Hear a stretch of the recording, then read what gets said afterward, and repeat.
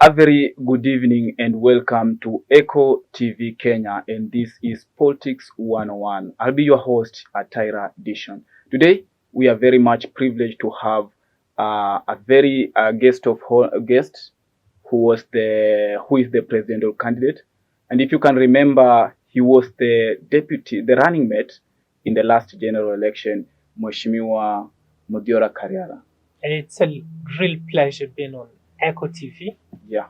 I've been following what you're doing online, and I'm impressed that finally I get to be part of your great works. Thank you for coming to the show. Thank you. People asking, who is this Mudhora Kariara? Mudhora Kariara is a former presidential running mate. Okay. I was introduced into national politics in 2017 Okay.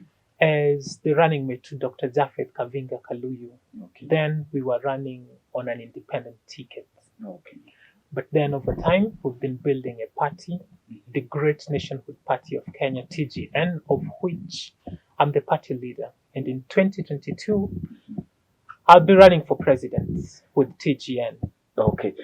People are asking that you were the running mate last time. Does it mean that you have betrayed your boss?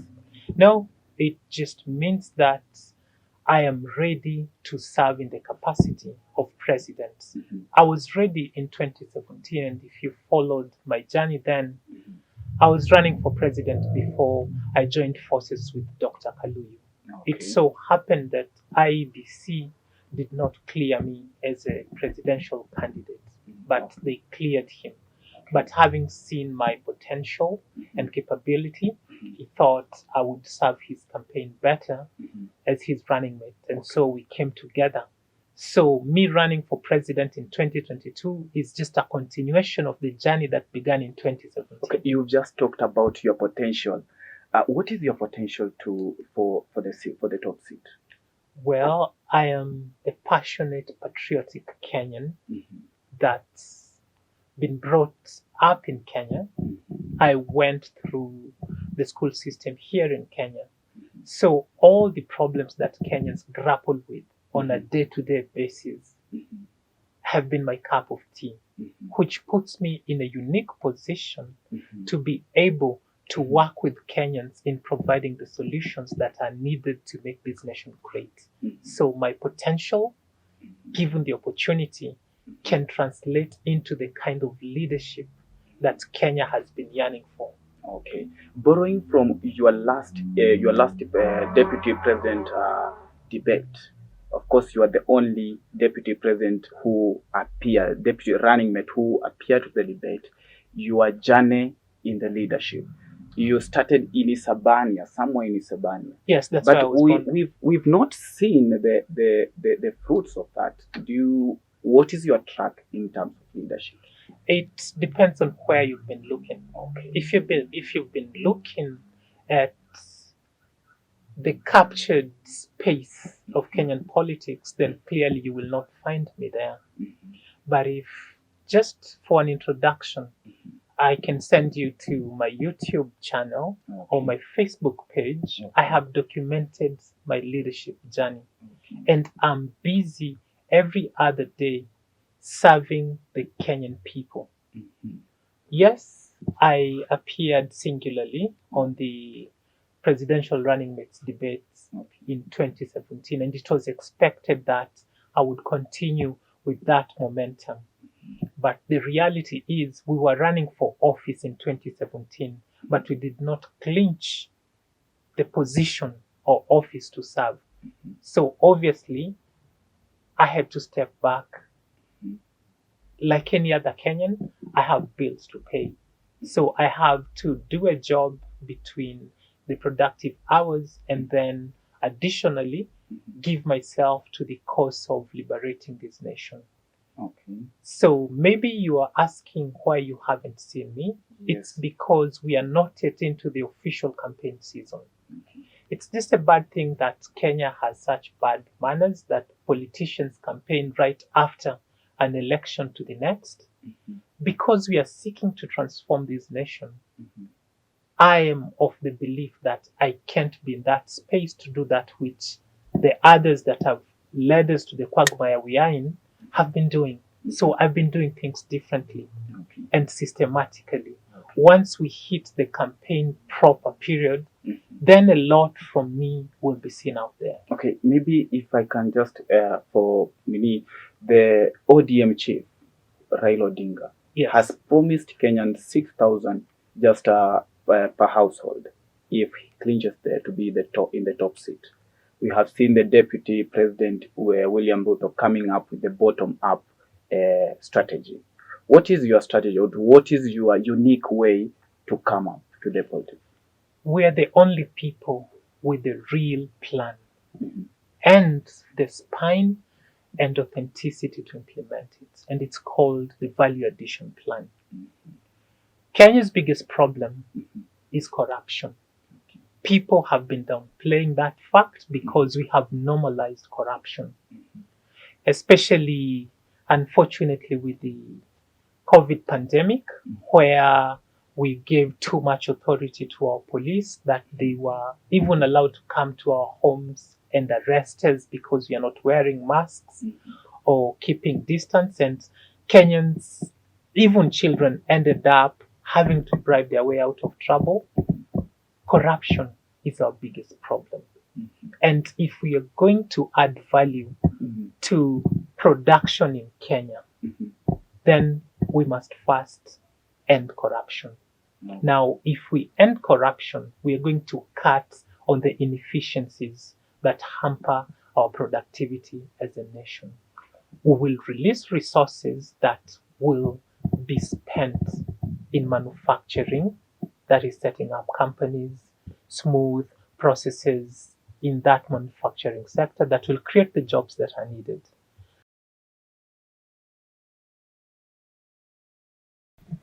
Thank you for keeping for Ecco TV, and this is Politics 101. Today, we are having a presidential candidate, Mheshimiwa Mudhora Kariara.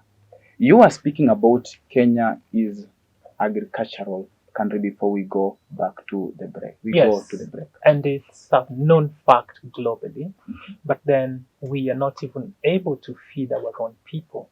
Why? Because of the inefficiencies created by corruption. So if we succeed in ending corruption and we invest in agriculture as we should, which should actually start through our education, you realize that we are a country where, as an agricultural country, we make English mandatory in our schools. But then agriculture is an option. And we hope that somewhere along the road we'll be able to feed ourselves. And just from that analogy, you realize that our priorities are a little skewed. What we should make mandatory is something that can create straight value, because as a country we have our native languages that we can use. So if we can at least ensure that as an agricultural country we teach our children how to produce, then by the time they come of age, it will be ingrained in them that they are not here to consume. And so we will be able to feed our population and not rely on other countries like we have been doing. Okay. So through manufacturing and agriculture, we'll be able to create the jobs that Kenyans need to liberate themselves and not rely on handouts such as what we've seen being offered by the top presidential candidates. For instance, you look at the 6,000 that the ODM luminary has said his government will give. It's not sustainable, because in a year, it comes in the range of slightly above 500 billion. Currently, Kenya's economy is debt-ridden. We cannot afford to be taking money from the people that are working and giving it to the people that are not working in the name of welfare. What we need to do is to find a way to empower those without jobs to be productive. Okay. It's the same thing being talked about by the other presidential candidate that's advocating for bottom up. He says that he will ensure that every constituency gets 120 million every financial year. And that money is to be distributed amongst people. what we need to do is to listen to what the people are saying. And that is the people need for the environment to be made conducive. Okay. That the government does not harass ordinary Kenyans going about their businesses. The kinds of evictions we've seen, the kind of harassment on our hawkers, the kind of taxes that the government is levying right, left, and center. Okay. If I can borrow from your words, you've talked much about corruption. If you are mandated to lead this country today, how will you solve this issue of corruption? Because most of the politicians have been promising us that when elected to be the president, they will solve the corruption. What is your way of how will you solve this issue of corruption? Well, it starts with the kind of a person I am. I am for zero tolerance to corruption. The people I would work with are also people of integrity. So when you have the right team in place, then you'd be able to allocate sufficient resources to the institutions mandated by our constitution to fight corruption. The judiciary, for instance, has been underfunded for a very long time. So to cut the excuses that the judiciary has been given, my government would give sufficient resources to the judiciary, to the EACC. We would fund the DCI to be able to conduct investigations in an expedited manner, and would ensure that the office of the Director of Public Prosecution has everything they need to go about their work. That is something that the current regime has refused to do. They have had these institutions begging and eating from their palm.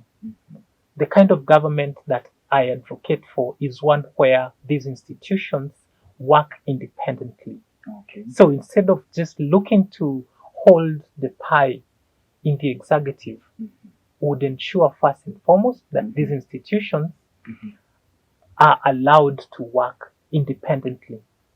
Hire the people they need, even if they have to get people from outside of the country, but ensure that they would not be begging for those funds. Okay. Just out of curiosity, I was you as a for consolidated banking. Yeah. And how would you use it as a way to revive the Kenyan economy? Well, our economy currently is riddled with debt. If we are to rise like the proverbial phoenix, first and foremost, we must look for ways to live within our means. That is something we have not done. My background in finance tells me that you cannot spend money you do not have. Sure. That is what has led Kenya to borrow as much as we have done. Yes, we say we are investing in infrastructure so that we can secure our future. But the truth is, we've been living beyond our means. That must come to an end. Kenya cannot afford to sustain a 3 trillion budget. That's the truth. Our budget is as high as it is because we have budgeted for corruption. Our leaders want sufficient fat in that budget so they can eat. So given a chance to lead this nation, that fat is what we are going to cut. And just to put things into perspective, that is pushing it too far by saying you will give Kenyans 6,000 every month. But if we were able to cut on corruption, believe me, out of the 1 trillion that we are told we lose, or the 2 billion that the president has said is stolen every day, would be able to raise that money that's needed to give that 6,000. But I'm not saying that we would spend it in that way. What we would do is to ensure that the productive sectors of this nation have what they need to increase their productivity. So that's how we would approach it. We have currently, Kenya, we are having issues with the Somalia. And the president, according to the ICJ, the court, the international court, we have issues with the Kenya maritime with the Somalia. And the president has assured us that As long as he's still in the power, he will make sure that he protects the Kenyan territory. When given the mandate to lead this country, will you still protect our territory, or you just have, or how will you solve the issues of Kenya Somali?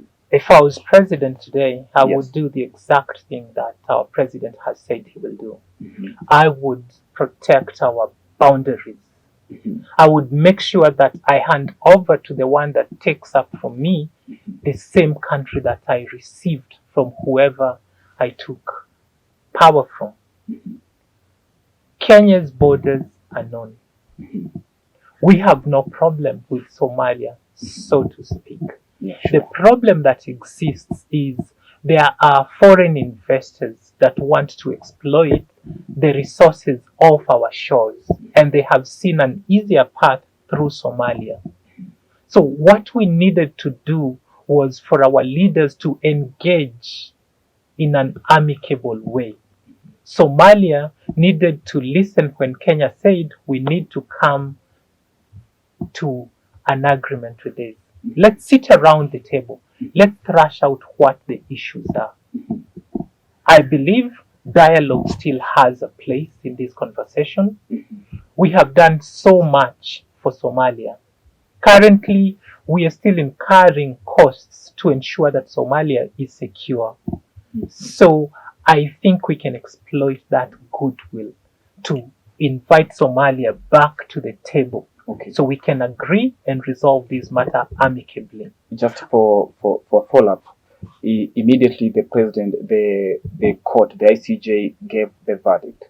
The president was abroad, if I'm not wrong. Yes. And he said that he will protect the country, the territory of the country. And the other side, the head of state in Somalia, say that Kenya should abide by the court ruling. And immediately, Kenya deployed the military to the borders. What is your take? Well, my take is we've had an incompetent government, that's for sure. Okay. The manner in which we withdrew from the ICJ speaks about our incompetence, that we were not able to participate in that exercise to win it. We went there with an attitude that was lackluster. We did not engage properly. So, as much as our president has failed, we cannot renege on our responsibility to protect our boundaries. Okay. So, both sides have made their pronouncements, but as a nation, we must defend our borders. I am in support of our forces deploying to ensure that we do not lose an inch of our territory. But before it gets there, we know that the Somalia government does not even have sufficient resources within the country, let alone a navy to protect its waters. So clearly, we can use what we have to negotiate for a favorable outcome in this scenario. Okay. And I know we will. Okay. Thank you, our viewers. We will be coming back to you just after the a short break. And remember, we are having a presidential candidate, Mr. Mudiora Kariara. Thank you. Thank you for keeping to Ecco TV Kenya, and this is Politics 101. I am your host, Ataira Dishon. And today, we are having a presidential candidate, Mr. Mudiora Kariara. Karibu tena. Now, we want to talk about education in your system, because I know it is a part of your agendas. And currently we are having a CBC, which a lot of the parents are complaining, but it's more expensive. I want to check from your bucket how you are going to solve this issue of education. Are we going back to 844, or you maintain the system?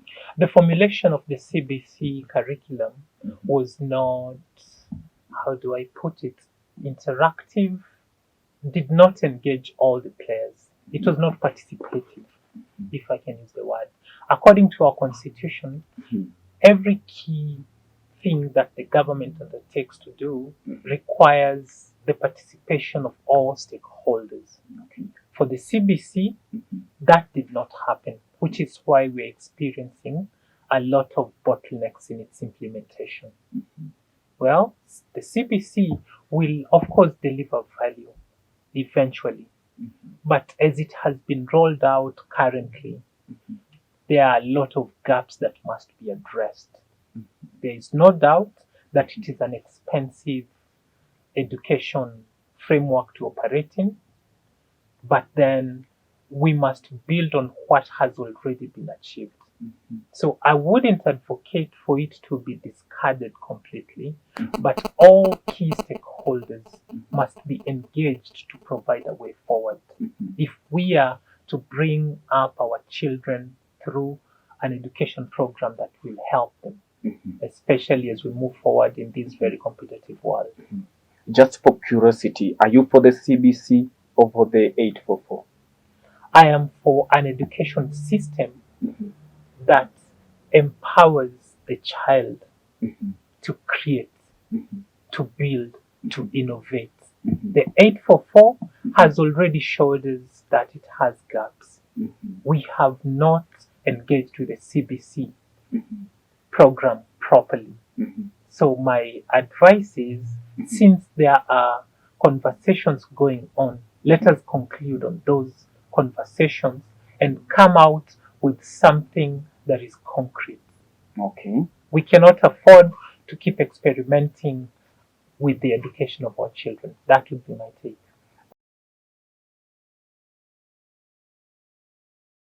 I am aware that there is a different organization that advocating against gender-based violence, and we have witnessed a lot.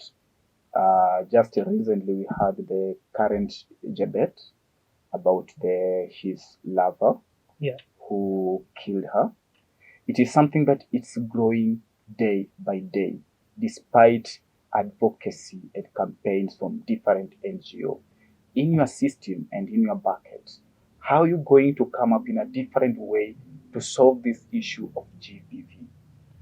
Well, the gender-based violence question in Kenya is a real dilemma because what we are as a society today is as a result of what was invested years back.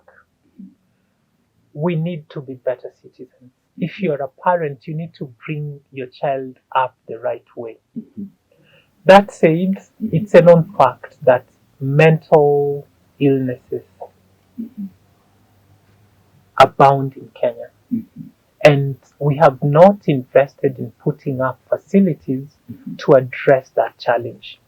Most people who abuse others do it out of a lack they have within themselves. But if they had help, they'll be able to deal with that inadequacy and not project it on others. So as a government, we would invest very heavily in mental health and not treat it like we have seen it being treated so far. There is a time mental health was frowned upon.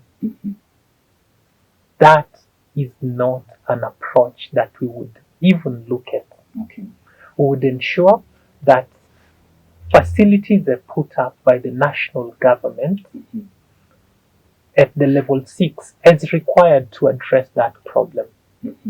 We are people who believe in devolution.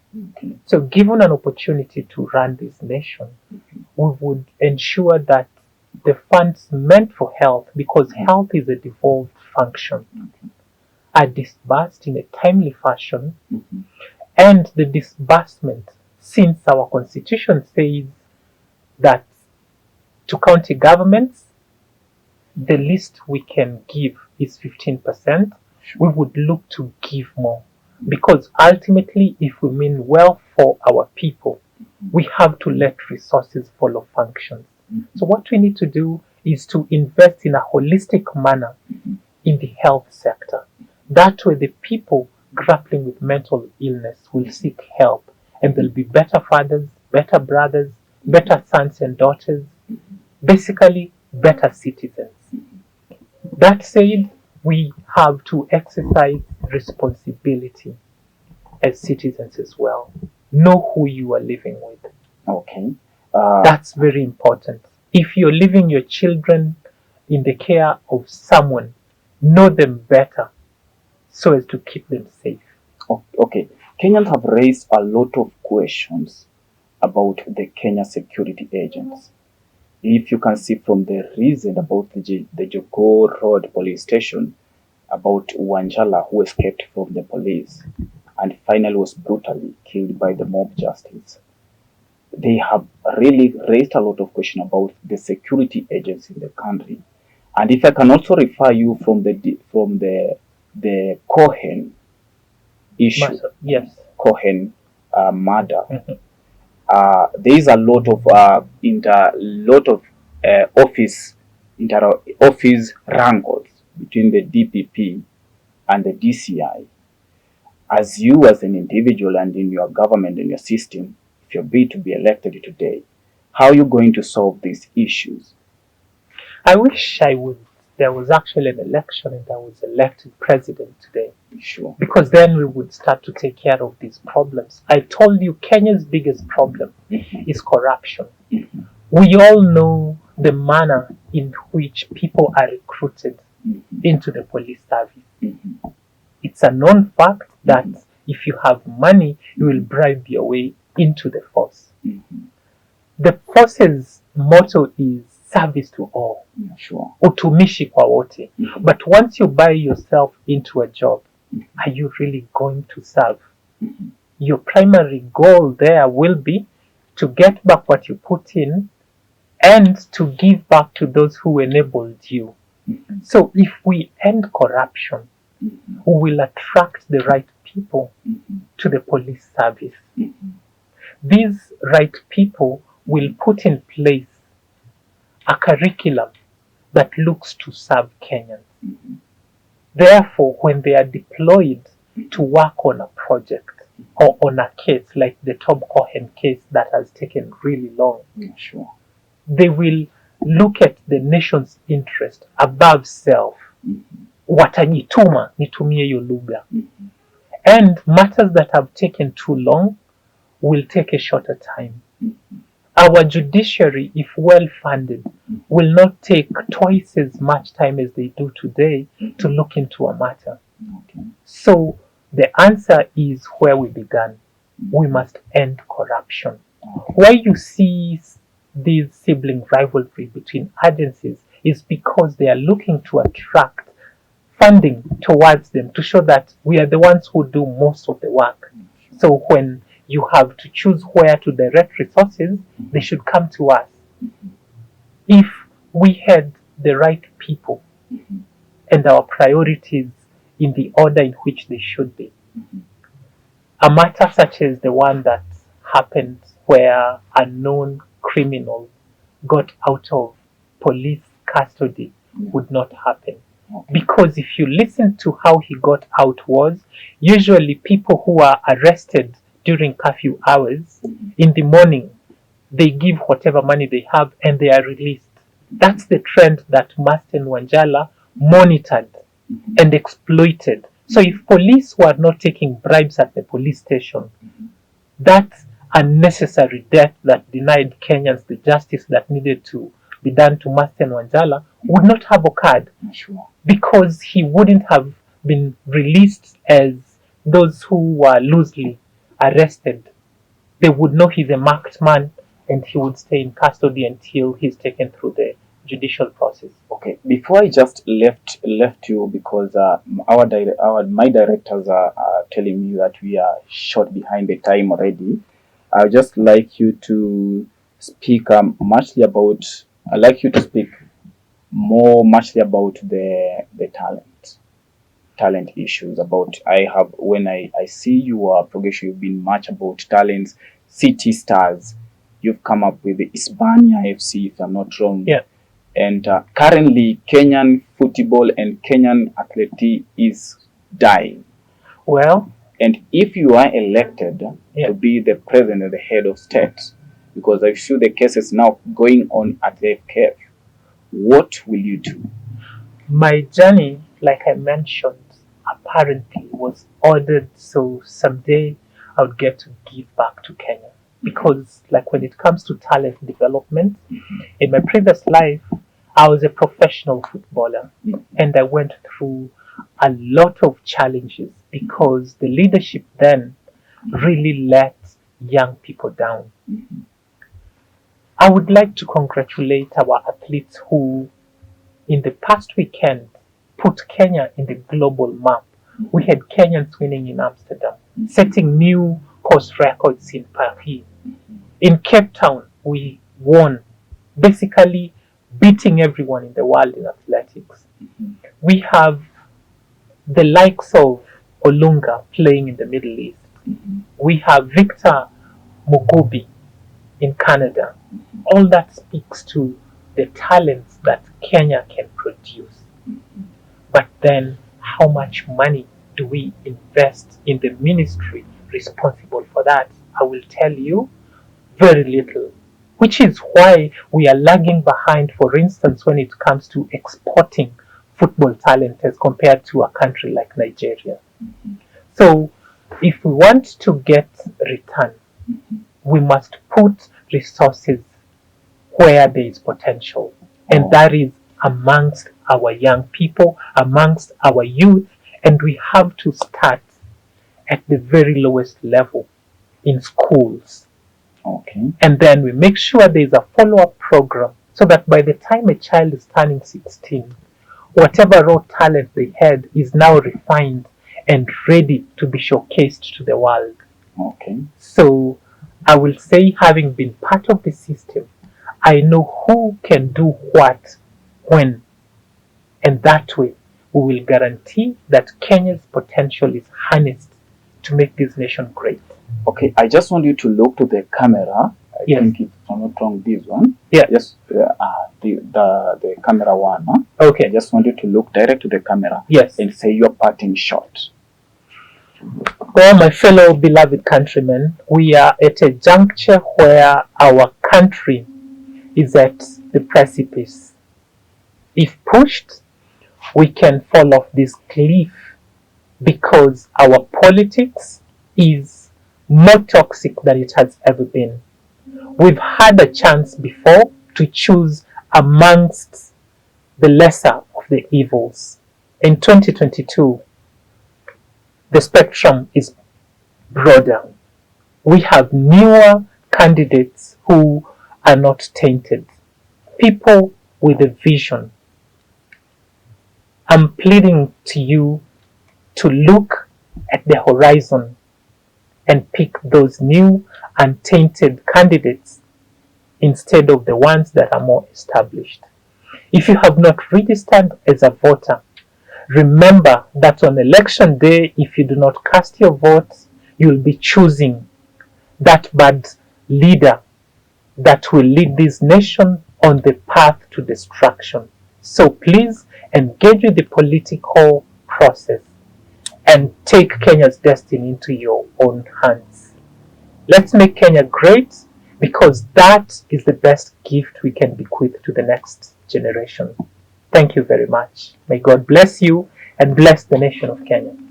Thank you very much, our viewers. And as they say, good leaders, bad leaders are elected by good citizens who don't cast a vote. Make sure that you cast a vote. And thank you for keeping to Ecco TV, and this is Politics 101. And today we've been privileged to have a guest who is a presidential candidate, Mr. Muthiora Kariara. We wish you all the best, sir. Thank you. I think we'll be welcoming you to more of the shows so that you come, we see your progress. Of course, I look forward to working with you. So when it's time for you kurudisha mkono, you vote for us so we can transform this nation. Asante sana. Shukran sana. Aya.